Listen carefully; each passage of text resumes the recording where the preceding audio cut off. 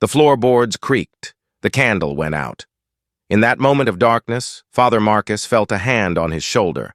But he was alone, or so he believed, until the voices began. 20 of them, software female, crying, singing, screaming. They spoke together, one name over and over. We remember. In 1842, the Briarcliff Convent stood high on the cliffs of Vermont. Its stone walls looked strong, its gates promised peace. Inside, nuns cared for orphan girls. At least that was the story. For nearly 20 years, families sent daughters there, small, lost, unwanted. Letters came once, maybe twice, then nothing. Sister Eliza ran the convent. Her voice was calm, her steps were silent, her smile never touched her eyes. People said she was holy, but behind closed doors her gaze turned sharp, cold, and empty. The local pastor, Father Marcus Langdon, visited once every season. He came with supplies, prayers, and questions, but every time he left with fewer answers. In autumn of 1859, he noticed something strange. A girl named Anna had been accepted in spring. Her parents died in a mill fire. She was bright, sweet, full of stories.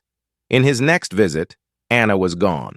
Sister Eliza said she had been placed with a wealthy family in Connecticut.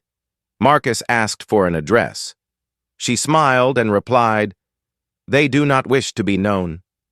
He found that answer troubling. But the next visit brought something worse. This time, not one girl smiled. Their eyes were dull. Their hands shook. One child dropped her book when he entered the chapel.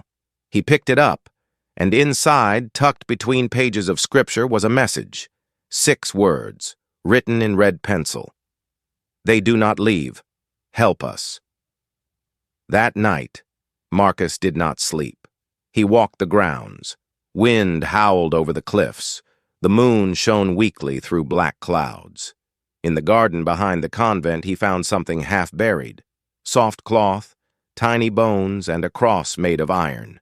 He left without speaking, but he promised himself he would return. Back in town, Marcus searched church records, adoption papers, and family logs. From 1842 to 1859, 73 girls had entered Briarcliff. Only 8 were confirmed adopted. The rest had simply vanished. He wrote to the diocese. They responded with silence. He went to the mayor. The mayor refused to speak. He visited the orphan registrar, who had disappeared a week earlier. Marcus returned to Briarcliff with 3 altar boys and a cart full of supplies. Sister Eliza greeted him as always, polite, serene, cold. He asked for a tour. She declined. He asked to speak with the girls. She refused. That evening, while the others slept, he broke into the west wing, an area sealed off for years. The hallway smelled of ash and rot. Doors hung off rusted hinges. At the end of the passage, he found a room, 20 beds lined in rows, each one with restraints, each one marked with a name. Anna's was the 3rd from the left. Above her bed, carved into stone, clean hands, clean minds, silent souls.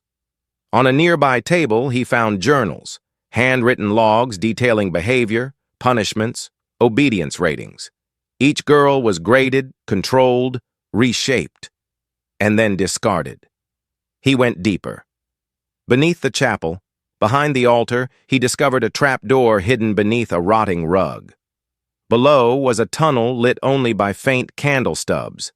The walls were covered in prayers, written backwards. The ground was wet. He heard dripping, scratching, and something else, chanting. He followed the sound to a stone chamber. Inside were 20 statues, life-sized, all young girls, pale stone, closed eyes, bound wrists, but these were not made of marble. One had a tooth exposed, another showed strands of real hair. They were not statues, they were preserved. He collapsed to his knees. The chanting stopped. A voice whispered behind him, "Sister Eliza welcomes you, Father." He turned. She stood there, holding a candle. "You were not supposed to see this," she said softly. "You were supposed to believe." He ran, through the tunnels, up the stairway, through the chapel doors, his cart overturned, his altar boys gone. At dawn, the convent stood empty. No girls, no staff, no Sister Eliza, nothing. Weeks later, the building caught fire in a storm. No bodies were found, no bones remained, no records survived. Only one item remained untouched, a single page from a hymnal blown across the cliffs and caught on a tree. The same message. They do not leave. Help us. Father Marcus disappeared that winter, but some say his journal was found inside a hollow tree near the ruins. It contained the names of every missing girl, 20 of them, carved with shaking hands. If you ever visit Vermont, look for the cliffs where nothing grows. You might see wildflowers, you might hear wind, or you might hear singing, software faint, childlike. They still sing, because they never left. Do you believe these girls found peace, or do you think something worse waits in the shadows? Comment what you believe, share this story, and never forget the lost girls of Briarcliff.